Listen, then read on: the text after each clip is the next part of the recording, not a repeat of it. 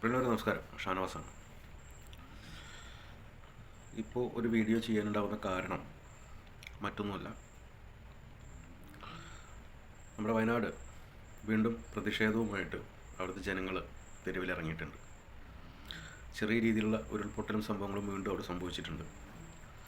എല്ലാവരും പത്രമാധ്യമങ്ങളിലൂടെയും വാർത്താ മാധ്യമങ്ങളിലൂടെയൊക്കെ കണ്ടിട്ടുള്ളതാണ്. സോഷ്യൽ മീഡിയയിലും വാർത്തകൾ പലരും ഈ പറഞ്ഞ പോലെ ഫേസ്ബുക്കിലൂടെയും യൂട്യൂബിലൂടെയൊക്കെ വാർത്തകൾ കൊടുത്തുകൊണ്ടിരിക്കുന്നുണ്ട്. നമ്മുടെ നാട്ടിൽ പ്രതികരിക്കണമെങ്കിൽ എനിക്ക് എന്തെങ്കിലും സംഭവിച്ചാൽ മാത്രമേ ഞാനും എൻ്റെ കുടുംബവും പ്രതികരിക്കുകയുള്ളൂ എന്നുള്ളൊരു കാഴ്ചപ്പാട് കുറച്ച് വർഷങ്ങളായിട്ട് നമ്മുടെ ഇടയിലുണ്ട്. അതല്ലെങ്കിൽ നമ്മളൊരു സമരമോ കാര്യങ്ങളോ ചെയ്യണമെങ്കിൽ നമ്മൾ ഏതെങ്കിലും രാഷ്ട്രീയ പാർട്ടിയുടെ ആളായി മാറണം. അതുപോലെ ആ രാഷ്ട്രീയ പാർട്ടിയുടെ നേതൃത്വം പറഞ്ഞാൽ മാത്രമേ അത്തരം സമരമുഖത്തേക്ക് നമ്മൾ ഇറങ്ങാറുള്ളൂ. ഇത് വയനാട് ചൂരൽമലയിൽ മാത്രമല്ല, അതിനു മുമ്പ് ഉരുൾപൊട്ടിയ പല സ്ഥലങ്ങളിലും ഈ പറഞ്ഞ പോലെ സർക്കാരിൻ്റെ സഹായങ്ങൾ എത്താത്ത, അത് ലഭിക്കാത്ത ഒട്ടനവധി ആളുകൾ ഉണ്ട് എന്നുള്ളത് തന്നെയാണ് യാഥാർത്ഥ്യം. അതാണ് സത്യം. എന്നിട്ടും ആ നാട്ടിലെ ജനപ്രതിനിധികൾ, അതായത് വാർഡ് മെമ്പർ മുതൽ MLA വരെയുള്ള ആളുകൾ അതിനെതിരെ പ്രതികരിക്കുകയോ അവർക്ക് വേണ്ട സഹായ സൗകര്യങ്ങൾ ചെയ്തു കൊടുക്കാനോ ഇവരെന്തുകൊണ്ട് തയ്യാറാവുന്നില്ല എന്നുള്ളതാണ്.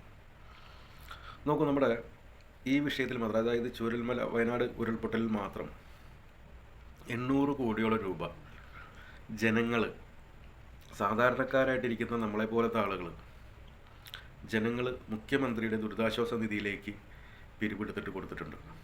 800 കോടിയോളം രൂപ. സർക്കാരിൻ്റെ കണക്കിൽ അവിടെ വീട് നഷ്ടപ്പെട്ടിട്ടുള്ളത് 400 പേർക്കാണ്. 1000-ഓളം കുടുംബങ്ങൾ അവിടെ നഷ്ടപ്പെട്ടിട്ടുണ്ട് എന്നുള്ളത് ആ പരിസരവാസികളും അവിടെ ജീവിക്കുന്ന ആളുകളും പറയുന്നു. പലരുടെയും രേഖകളില്ല. അത്തരം രേഖകളില്ലാത്തത് കൊണ്ട് തന്നെ സർക്കാരിനത് കണക്കെടുക്കാൻ കഴിയില്ലായിരിക്കാം. ഓക്കെ, നമ്മൾ സമ്മതിക്കുന്നു. ഇപ്പോൾ 400 വീടാണെങ്കിൽ ഓക്കെ, 400 വീട്. ഈ 400 വീട്, ഒരു വീടിന് 1 കോടി രൂപ വെച്ചാലും, ഒരു വീട് പണിയാനായിട്ട്, സ്ഥലം വാങ്ങി വീട് വയ്ക്കാനായിട്ട് ഒരു വീടിന് 1 കോടി രൂപ വെച്ച് കൂട്ടുകയാണെങ്കിലും 400 കോടി കൊണ്ട് 400 വീടായി. ബാക്കി 400 കോടി ഇവർക്ക് അഴിമതി നടത്താനോ കക്കാനോ പങ്കുവെക്കാനോ പാർട്ടി പരിപാടികൾ നടത്താനോ ഈ പറയുന്ന എന്താ പറയുക, സർക്കാർ ഉദ്യോഗസ്ഥർക്കും മറ്റു ഇവരുടെ പേഴ്സണൽ സ്റ്റാഫുകൾക്കൊക്കെ ശമ്പളവും പെൻഷനും മറ്റു ആനുകൂല്യം കൂട്ടി കൊടുക്കാനൊക്കെ ഇവർ ഉപയോഗിച്ചോട്ടെ. ഈ 400 കോടി കൊണ്ട് 400 വീടുണ്ടാക്കാൻ പറ്റില്ലേ? ഇതിനെതിരെ പ്രതിപക്ഷം എന്തുകൊണ്ട് മൗനം പാലിക്കുന്നു? പ്രതിപക്ഷം വാർത്താ മാധ്യമങ്ങളുടെ മുന്നിൽ വന്നിട്ടും നിയമസഭയിലും ഇത് അവതരിപ്പിക്കുന്നുണ്ട്. ഇല്ലാതൊന്നും ഞാൻ പറയുന്നില്ല. നിയമസഭയിൽ കൃത്യമായിട്ട് VD സതീശൻ, പ്രതിപക്ഷ നേതാവ്, അതുപോലെ തന്നെ പല MLA മാരും ഈ വിഷയത്തെക്കുറിച്ചിട്ട് നിയമസഭയിൽ ഈ വിഷയങ്ങൾ അവതരിപ്പിച്ചിട്ടുണ്ട്. എന്തുകൊണ്ട് വൈകിക്കുന്നു? ബഹുമാനപ്പെട്ട നമ്മുടെ കുഞ്ഞാലിക്കുട്ടി സാഹിബൊക്കെ അതിനെക്കുറിച്ചിട്ട് കൃത്യമായിട്ട് പറഞ്ഞിട്ടുണ്ട്. ഇതാണോ ഒരു പ്രതിപക്ഷം ചെയ്യേണ്ടത്? നമ്മളൊരു കാര്യം പറഞ്ഞിട്ട് ചെയ്തിട്ടില്ല, അല്ലെങ്കിൽ ചെയ്യുന്നില്ല, അതിന് മുൻകൈ എടുക്കുന്നില്ല എന്നുണ്ടെങ്കിൽ നമ്മൾ അടുത്ത ഘട്ടം എന്താണ് ചെയ്യേണ്ടത്? ആ ഒരു ഘട്ടത്തിലേക്ക് എന്തുകൊണ്ട് പ്രതിപക്ഷം പോകുന്നില്ല എന്നുള്ളതാണ് എൻ്റെ ചോദ്യം പ്രതിപക്ഷത്തിനോട്. ആ ഘട്ടം എന്താണെന്നുള്ളത് ഞാൻ പറയാം. അതുപോലെ നിലമ്പൂർ ഇലക്ഷൻ കഴിഞ്ഞപ്പോൾ ഈ പറയുന്ന നമ്മുടെ ഇടതുപക്ഷത്തിൻ്റെ എല്ലാ നേതാക്കളും പറഞ്ഞു, തീവ്രവാദികളുടെ വോട്ട് ഞങ്ങൾക്ക് വേണ്ട. ഇലക്ഷന് മുമ്പും പറഞ്ഞിട്ടുണ്ട് എന്നാണ് പറയുന്നത്. ഇലക്ഷന് മുമ്പും പറഞ്ഞിട്ടുണ്ട് തീവ്രവാദികളുടെ വോട്ട് ഞങ്ങൾക്ക് വേണ്ട. അത്തരത്തിൽ തീവ്രവാദികൾ കേരളത്തിലുണ്ടെങ്കിൽ ആ തീവ്രവാദികളെ ഇവിടെ വെച്ച് പൊറിപ്പിക്കുന്നത് ഇടതുപക്ഷ സർക്കാരാണ്. ആരാണ് ആ തീവ്രവാദികൾ? അവർ ചെയ്ത തീവ്രവാദ പ്രവർത്തനങ്ങൾ എന്താണ്? അത്തരത്തിൽ തീവ്രവാദ പ്രവർത്തനങ്ങൾ അവർ നടത്തിയിട്ടുണ്ടെങ്കിൽ അവരെ പിടിച്ച് ജയിലിലടയ്ക്കണം. അത് സർക്കാരിൻ്റെ ഏറ്റവും വലിയൊരു വീഴ്ചയാണ്. കാരണം നിങ്ങൾ ഭരിക്കുന്ന, നിങ്ങൾ ആഭ്യന്തരം കൈകാര്യം ചെയ്യുന്ന ഈ സംസ്ഥാനത്ത് ഏതെങ്കിലും സംഘടനകളോ ഏതെങ്കിലും വ്യക്തികളോ തീവ്രവാദ പ്രവർത്തനം നടത്തുന്നുണ്ടെങ്കിൽ അത്തരം തീവ്രവാദ പ്രവർത്തനം നിങ്ങളുടെ തണലിൽ മാത്രമാണ് നടത്തിക്കൊണ്ടിരിക്കുന്നത്. ഇത് വേദനിക്കുന്ന കുറച്ച് ആളുകളുണ്ട്. പൊതുവേ ലോകമെമ്പാടും മുസ്ലിം സമുദായത്തെ തീവ്രവാദികളായിട്ട് ചിത്രീകരിക്കാനും അത് പാടിപ്പൂഴ്ത്താൻ ഒട്ടനവധി ആളുകളുണ്ട്. ആ തീവ്രവാദ വിഷയത്തിലേക്ക് ഞാൻ പിന്നീട് വരാം. അതിന് ഞാൻ മറ്റൊരു വീഡിയോ ചെയ്യാം.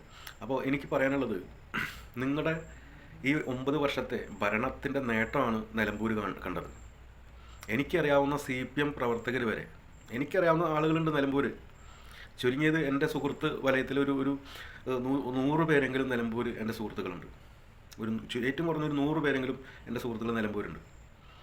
ആ നിലമ്പൂർ സി പി എമ്മിൻ്റെ അനുഭാവികളായിട്ടുള്ള ആളുകൾ പോലും ഈ പറയുന്ന ആര്യാടനെ വോട്ട് ചെയ്തിട്ടുണ്ട്. അത് കോൺഗ്രസ് പാർട്ടിയുടെ നേട്ടം കണ്ടിട്ടല്ല, സി പി എം എന്ന് പറയുന്ന രാഷ്ട്രീയ പ്രസ്ഥാനത്തിൻ്റെ നെറികെട്ട ഭരണത്തിനെതിരെയാണ് വോട്ട്. നെറികെട്ട ഭരണത്തിനെതിരെ. അപ്പോൾ നമുക്ക് എന്തെങ്കിലും വന്നാലേ നമ്മൾ പ്രതികരിക്കൂ എന്നുള്ളൊരു കാഴ്ചപ്പാടോട് കൂടിയിട്ടാണ് മലയാളികൾ പോയിക്കൊണ്ടിരിക്കുന്നത്. ഈ പിരിച്ചെടുത്ത ഈ മുഖ്യമന്ത്രിയുടെ ദുരിതാശ്വാസ നിധിയിലേക്ക് സാധാരണക്കാരായിട്ടിരിക്കുന്ന മനുഷ്യർ കൊടുത്തിട്ടുള്ള പണം എവിടെ? ആ പണം എന്തുകൊണ്ട് ഉപയോഗിക്കുന്നില്ല, അതിന് വേണ്ട കാര്യങ്ങൾ ചെയ്യുന്നില്ല? ഒരു വീടിന് ചുരുങ്ങിയത് 30 ലക്ഷം രൂപ കൂട്ടുക. സ്ഥലം തരാൻ ആൾക്കാർ ഇഷ്ടം പോലെ ഉണ്ട്. അത്തരം ആളുകളെ എല്ലാം കോർഡിനേറ്റ് ചെയ്തുകൊണ്ട് ഈ പറയുന്ന വില്ലകളായിട്ടാണെങ്കിൽ അങ്ങനെ, വീടുകളായിട്ടാണെങ്കിൽ അങ്ങനെ, ഏത് രീതിയിൽ വേണമെങ്കിലും സെപ്പറേറ്റ് ഓരോ വീടുകൾ സെപ്പറേറ്റ് ആയിട്ട് കെട്ടിക്കൊടുക്കാനും ഈ പറയുന്ന ഒരു വീടിന് 30 ലക്ഷം പിടിച്ചോളും. ഏറ്റവും സിമ്പിളായിട്ട് ചെയ്തു കൊടുക്കാവുന്ന കാര്യങ്ങളാണ്. ഇതൊന്നും ചെയ്തു കൊടുക്കാതെ നിങ്ങൾ ഇത്ര നാൾ ഒരു ഹൈവേ മാത്രം പൊക്കി പിടിച്ചുകൊണ്ട് നടന്നു. അത് കേന്ദ്ര സർക്കാരിൻ്റെ പദ്ധതിയാണ് എന്നുള്ളത് എല്ലാവർക്കും അറിയാം. എന്നിട്ടും നിങ്ങൾ അതിന് റീൽസ് ഇട്ട് നടന്നു. മുഖ്യമന്ത്രി വെരിഫൈ ചെയ്യുന്നുണ്ട്, ഇവിടുത്തെ റിയാസ് ഡെയിലി നടക്കുന്നുണ്ട്, അത് ഫോളോ ചെയ്യുന്നുണ്ടെന്ന് പറഞ്ഞ് റിയാസ് മാറ്റി പറഞ്ഞു. അത് കേന്ദ്ര സർക്കാരിൻ്റെ ഞങ്ങളുടെ അല്ല എന്ന് പറഞ്ഞു. മുഖ്യമന്ത്രി മുമ്പേ പറഞ്ഞിട്ടുണ്ട് അതായിട്ട് ഞങ്ങൾക്ക് യാതൊരു ബന്ധമില്ല എന്ന്. എന്നിട്ടും ഇത് റീൽസ് ഇട്ടുകൊണ്ട് നടക്കുകയാണ്. അതിനനുകൂലിക്കുന്ന അടിമകളായ സി പി എമ്മിൻ്റെ ആളുകളുണ്ട്. വെറും അടിമകൾ, തലച്ചോറ് പണയം വെച്ച് കിടക്കുന്ന മനുഷ്യർ. സങ്കടം തോന്നുകയാണ് നിങ്ങളൊക്കെ കാണുമ്പോൾ. കഷ്ടമാണ് നിങ്ങളുടെയൊക്കെ കാര്യം.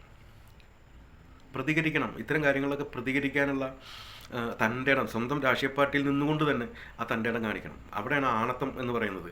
മറ്റേത് ആണത്തം അടിയറവ് വെച്ചിട്ട് അടിമയായിട്ട് ജീവിച്ചുകൊണ്ടിരിക്കുകയാണ്. പ്രതിപക്ഷത്തിനോട് ചോദിക്കാനുള്ളത്, ഈ ഞാൻ മുമ്പ് പറഞ്ഞ വിഷയത്തിലേക്ക് വരാം. അടുത്ത ഘട്ടം എന്ന് പറയുന്നത് ജനാധിപത്യ രാജ്യത്ത് 99 സീറ്റോട് കൂടിയിട്ട് ഭരിക്കുന്നൊരു സംസ്ഥാനത്ത് 41 സീറ്റ് നിങ്ങൾക്ക് ഭാഗത്തുണ്ട്. ഇപ്പോൾ 42 സീറ്റുണ്ട്. നിങ്ങൾക്ക് കൃത്യമായിട്ട് ഒരു സമരം നടത്തി ഈ പറയുന്ന സെക്രട്ടേറിയറ്റിൻ്റെ മുന്നിൽ കുത്തിയിരിപ്പ് സമരം നടത്താം. ഒരു മണ്ഡലത്തിൽ നിന്ന് 1000 ആളെ വിളിച്ചുകൊണ്ട് 40,000 50,000 ആളുകളെ കൊണ്ടുപോയി ഈ സെക്രട്ടേറിയറ്റിൻ്റെ മുന്നിലിരുത്തി സമരം നടത്തിയിട്ട് ജനദ്രോഹ നയങ്ങൾക്കെതിരെ സമരം ചെയ്യണം. ഈ 99 100 സീറ്റുള്ള സർക്കാരിനെ കൊണ്ട് നടത്തിക്കാനുള്ള തൻ്റെയും ധൈര്യം കഴിവും കാണിക്കണം. നിങ്ങൾ വെള്ള ഷർട്ടിൽ ചെലയാക്കാൻ നടന്നിട്ട് പോയില്ല. നിങ്ങളെല്ലാവരും കൂടിയിട്ട് നിലമ്പൂരി പറയുന്ന ഒരു MLA ഉണ്ടാക്കിയെടുക്കാൻ വേണ്ടിയിട്ട് കോൺഗ്രസിൻ്റെ സകല നേതാക്കളും നിലമ്പൂർ വന്നല്ലോ. ഈ ജനങ്ങൾക്ക് ഗുണമുള്ള കാര്യങ്ങൾക്ക് എന്ത് നിങ്ങൾ ചെയ്യുന്നില്ല? ജനനന്മയ്ക്ക് വേണ്ടിയിട്ട് ഇത്തരം കാര്യങ്ങൾക്കും വേണ്ടിയിട്ട് ഈ പറഞ്ഞ നിലമ്പൂർ പോയിട്ടുള്ള കാണിച്ചിട്ടുള്ള കൂട്ടായ്മ നിങ്ങൾ ഇവിടെ കാണിക്കുക. നിങ്ങൾ ചെയ്യുന്നില്ല. അതുകൊണ്ടാണ് നിങ്ങളെ ആളുകൾ വെറുക്കുന്നത്. പിന്നെ ഒരു ഓപ്ഷൻ ഇല്ലാത്തത് കൊണ്ടാണ് കോൺഗ്രസിനെ ആളുകൾ തിരഞ്ഞെടുക്കുന്നത്. മറ്റൊരു ഓപ്ഷൻ ഇല്ല. ഉള്ളത് പിന്നെ ഒരു തീവ്രവാദ സംഘടനയാണ് RSS BJP. അതായത് അവർ രാഷ്ട്രീയമല്ല പറയുന്നത്. രാഷ്ട്രീയം പറഞ്ഞിട്ട് അവർ വരികയാണെങ്കിൽ നമുക്ക് അവരെ അംഗീകരിക്കാം, ഒരു രാഷ്ട്രീയ പാർട്ടിയാണ്. പക്ഷേ അവർ പറയുന്നത് വെറും വർഗീയതയും ഭിന്നിപ്പും ജനങ്ങളുടെ മനസ്സിലേക്ക് വിഷവും കുത്തി വെച്ചുകൊണ്ട് മനുഷ്യരെ ഭിന്നിപ്പിക്കുന്ന ഒരു രാഷ്ട്രീയമായിട്ടാണ് BJP വരുന്നത്. അതുകൊണ്ടാണ് അതിനെ ആളുകൾ ഇഷ്ടപ്പെടാത്തത്. അപ്പോൾ എനിക്ക് പറയാനുള്ളത്, നിങ്ങൾ ചെയ്തതിൻ്റെ ഫലമാണ് നിലമ്പൂർ നിങ്ങൾ ഈ കണ്ടത്. 9 വർഷം നിങ്ങൾ എന്താണോ ജനങ്ങൾക്ക് കൊടുത്തത് അതാണ് നിങ്ങൾക്ക് നിലമ്പൂരിൽ നിന്ന് തിരിച്ചു കിട്ടിയത്. പിന്നെ ഈ തീവ്രവാദികൾ ആരാണെന്നുള്ളത് നിങ്ങൾ തന്നെ പറയണം. നിങ്ങൾ തന്നെ അവരെ പിടിച്ചകത്താക്കുകയും വേണം. പിന്നെ പ്രതികരിക്കേണ്ടത്, കേരളത്തിലെ ജനങ്ങൾക്ക് പ്രതികരിക്കാം, പക്ഷേ പ്രതികരിക്കില്ല. എല്ലാവരും അവനവൻ്റെ കുടുംബത്തിൻ്റെ ജീവിതമാർഗവുമായിട്ട് ഓടിക്കൊണ്ടിരിക്കുകയാണ്. എന്തായാലും വളരെയധികം കഷ്ടം തോന്നുന്നുണ്ട് ഇത്തരം കാര്യങ്ങൾ കാണുമ്പോൾ. ഈ ഒരു വിഷയത്തിൽ ഇത്രയെങ്കിലും പറയണം എന്ന് തോന്നിയതുകൊണ്ട് മാത്രം പറയണം. നന്ദി, നമസ്കാരം.